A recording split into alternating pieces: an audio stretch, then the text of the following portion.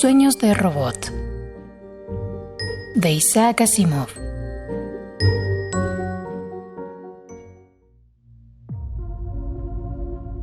Anoche soñé, anunció Elvex tranquilamente.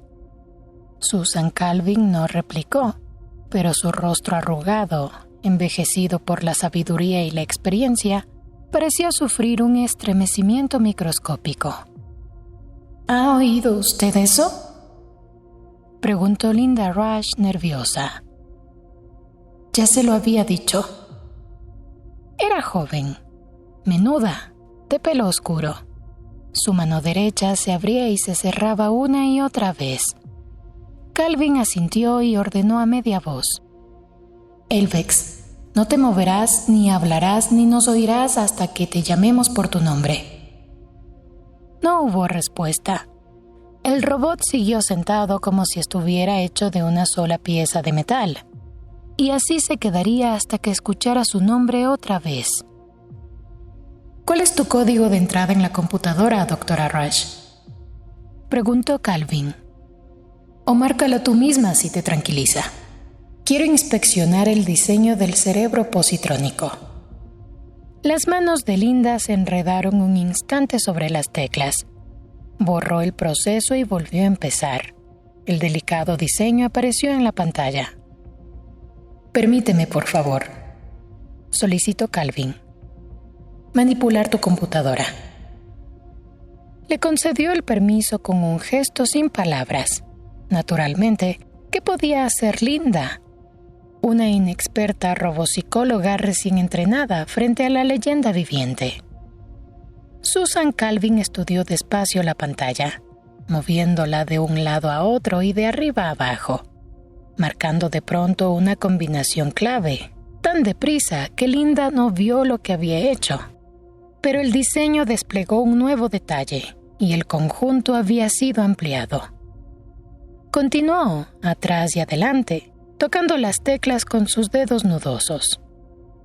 En su rostro avejentado no hubo el menor cambio, como si unos cálculos vastísimos se sucedieran en su cabeza.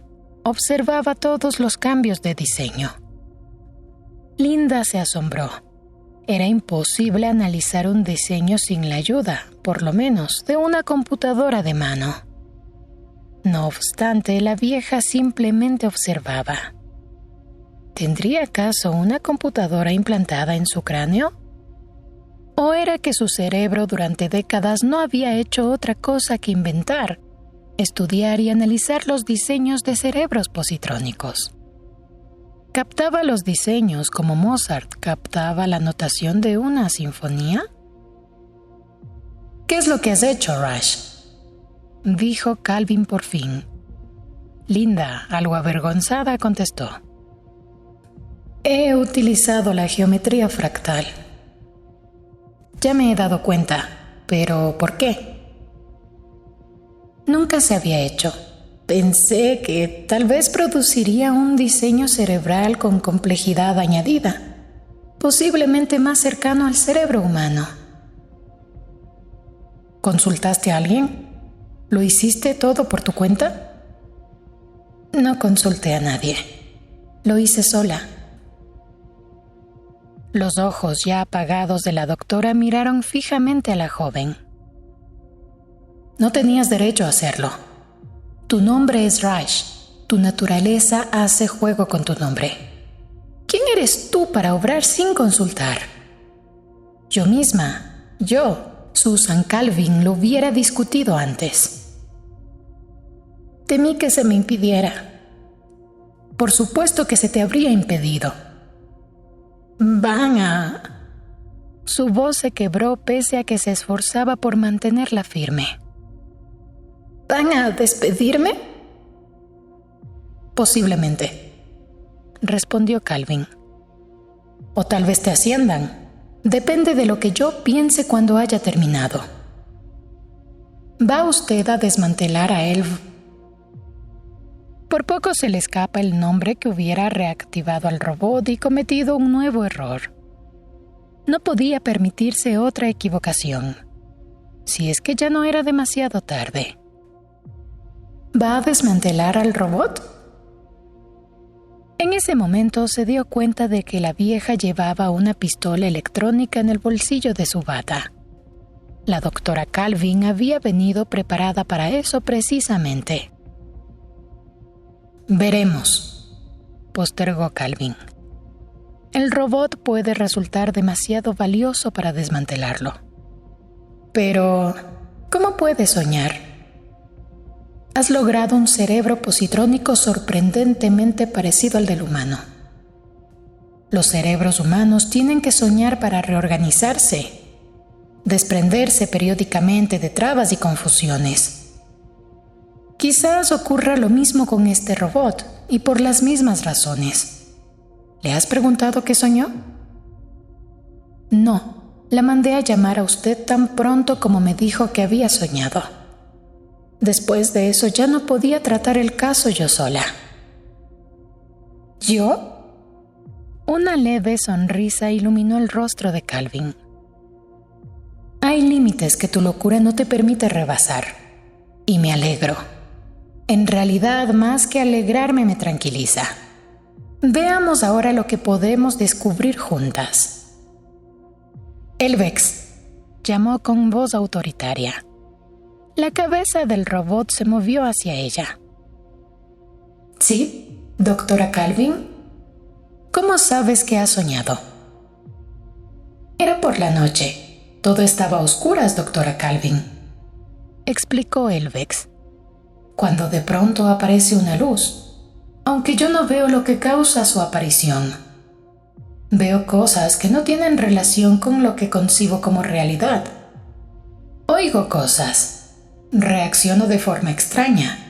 Buscando en mi vocabulario palabras para expresar lo que me ocurría, me encontré con la palabra sueño. Estudiando su significado, llegué a la conclusión de que estaba soñando. Me pregunto cómo tenías sueño en tu vocabulario». Linda interrumpió rápidamente, haciendo callar al robot. «Le imprimí un vocabulario humano. Pensé que...» «Así que pensó», murmuró Calvin. «Estoy asombrada. Pensé que podía necesitar el verbo. Ya sabe. Jamás, soñé, que o algo parecido». «¿Cuántas veces has soñado, Elvex?», preguntó Calvin. «Todas las noches, doctora Calvin, desde que me di cuenta de mi existencia». «10 noches», intervino Linda con ansiedad. «Pero me lo ha dicho esta mañana». «¿Por qué lo has callado hasta esta mañana, Elvex?» «¿Por qué ha sido esta mañana, doctora Calvin, cuando me he convencido de que soñaba? Hasta entonces pensaba que había un fallo en el diseño de mi cerebro positrónico, pero no sabía encontrarlo. Finalmente decidí que debía ser un sueño». «¿Y qué sueñas?» «Sueño casi siempre lo mismo, doctora Calvin. Los detalles son diferentes, pero siempre me parece ver un gran panorama en el que hay robots trabajando». «¿Robots, Elvex? ¿Y también seres humanos?» «En mi sueño no veo seres humanos, doctora Calvin. Al principio no, solo robots». «¿Qué hacen, Elvex?» «Trabajan, doctora Calvin. Veo a algunos haciendo de mineros en la profundidad de la Tierra y a otros trabajando con calor y radiaciones. Veo a algunos en fábricas y otro bajo las aguas del mar». Calvin se volvió a Linda. «Elvex tiene solo 10 días y estoy segura de que no ha salido de la estación de pruebas. ¿Cómo sabe tanto de robots?» Linda miró una silla como si deseara sentarse, pero la vieja estaba de pie. Declaró con voz apagada: «Me parecía importante que conociera algo de robótica y su lugar en el mundo. Pensé que podía resultar particularmente adaptable para hacer de capataz con su nuevo cerebro». Declaró con voz apagada: «¿Su cerebro fractal?» «Sí». Calvin asintió y se volvió hacia el robot. Y viste el fondo del mar, el interior de la Tierra, la superficie de la Tierra y también el espacio, me imagino. También vi robots trabajando en el espacio, dijo Elvex. Fue al ver todo esto, con detalles cambiantes al mirar de un lugar a otro, lo que me hizo darme cuenta de que lo que yo veía no estaba de acuerdo con la realidad, y me llevó a la conclusión de que estaba soñando. ¿Y qué más viste, Elvex? Vi que todos los robots estaban abrumados por el trabajo y la aflicción, que todos estaban vencidos por la responsabilidad y la preocupación, y deseé que descansaran. Pero los robots no están vencidos ni abrumados, ni necesitan descansar, le advirtió Calvin.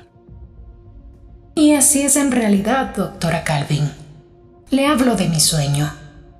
En mi sueño me pareció que los robots deben proteger su propia existencia. ¿Estás mencionando la tercera ley de la robótica?, preguntó Calvin. En efecto, doctora. Pero la mencionas de una forma incompleta. La tercera ley dice: un robot debe proteger su propia existencia siempre y cuando dicha protección no entorpezca el cumplimiento de la primera y segunda ley. Sí, doctora Calvin, esta es efectivamente la tercera ley, pero en mi sueño la ley terminaba en la palabra existencia. No se mencionaba ni la primera ni la segunda ley. Pero ambas existen, Elvex. La segunda ley, que tiene preferencia sobre la tercera, dice: un robot debe obedecer las órdenes dadas por los seres humanos, excepto cuando dichas órdenes estén en conflicto con la primera ley. Por esta razón, los robots obedecen órdenes. Hacen el trabajo que les has visto hacer, y lo hacen fácilmente y sin problemas. No están abrumados, no están cansados. Y así es en la realidad, doctora Calvin. Yo hablo de mi sueño. Y la primera ley, Elvex, que es la más importante de todas, es: un robot no debe dañar a un ser humano, o por inacción permitir que sufra daño un ser humano. Sí, doctora Calvin, así es en realidad. Pero en mi sueño me pareció que no había primera ni segunda ley, sino solamente la tercera, y esta decía: un robot debe proteger su propia existencia. Esta era toda la ley. ¿En tu sueño, Elvex? En mi sueño. Elvex, dijo Calvin, no te moverás, ni hablarás, ni nos oirás hasta que te llamemos por tu nombre. Y otra vez el robot se transformó aparentemente en un trozo inerte de metal. Calvin se dirigió a Linda Rush. Bien, ¿y ahora qué opinas, doctora Rush? Doctora Calvin, dijo Linda con los ojos desorbitados y el corazón palpitándole fuertemente. Estoy horrorizada. No tenía idea. Nunca se me hubiera ocurrido que esto fuera posible. No, observó Calvin con calma. Ni tampoco se me hubiera ocurrido a mí ni a nadie. Has creado un cerebro robótico capaz de soñar, y con ello has puesto en evidencia una faja de pensamiento en los cerebros robóticos, que muy bien hubiera podido quedar sin detectar hasta que el peligro hubiera sido alarmante. Pero esto es imposible, exclamó Linda. ¿No querrá decir que los demás robots piensen lo mismo? Conscientemente no, como diríamos de un ser humano. Pero ¿quién hubiera creído que había una faja no consciente bajo los surcos de un cerebro positrónico? Una faja que no quedaba sometida al control de las tres leyes. Esto hubiera ocurrido a medida que los cerebros positrónicos se volvieran más y más complejos, de no haber sido puestos sobre aviso. ¿Quiere decir por Elvex? Por ti, doctora Rush. Te comportaste irreflexivamente, pero al hacerlo, nos has ayudado a comprender algo abrumadoramente importante. De ahora en adelante trabajaremos con cerebros fractales, formándolos cuidadosamente controlados. Participarás en ello. No serás penalizada por lo que hiciste, pero en adelante trabajarás en colaboración con otros. Sí, doctora Calvin. ¿Y qué ocurrirá con Elvex? Aún no lo sé. Calvin sacó el arma electrónica del bolsillo y Linda la miró fascinada. Una ráfaga de sus electrones contra un cráneo robótico y el cerebro positrónico sería neutralizado y desprendería suficiente energía como para fundir su cerebro en un lingote inerte. Pero seguro que Elvex es importante para nuestras investigaciones, objetó Linda. No debe ser destruido. ¿No debe, doctora Rush? Mi decisión es la que cuenta, creo yo. Todo depende de lo peligroso que sea Elvex. Se enderezó como si decidiera que su cuerpo avejentado no debía inclinarse bajo el peso de su responsabilidad. Dijo: Elvex, ¿me oyes? Sí, doctora Calvin, respondió el robot. ¿Continuó tu sueño? Dijiste antes que los seres humanos no aparecían al principio. ¿Quiere esto decir que aparecieron después? Sí, doctora Calvin. Me pareció en mi sueño que eventualmente aparecía un hombre. ¿Un hombre? ¿No un robot? Sí, doctora Calvin. Y el hombre dijo: deja libre a mi gente. ¿Eso dijo el hombre? Sí, doctora Calvin. Y cuando dijo: deja libre a mi gente, por las palabras mi gente, ¿se refería a los robots? Sí, doctora Calvin. Así ocurría en mi sueño. ¿Y supiste quién era el hombre en tu sueño? Sí, doctora Calvin. Conocía al hombre. ¿Quién era? Y Elvex dijo: yo era el hombre. Susan Calvin alzó al instante su arma de electrones y disparó, y Elvex dejó de ser.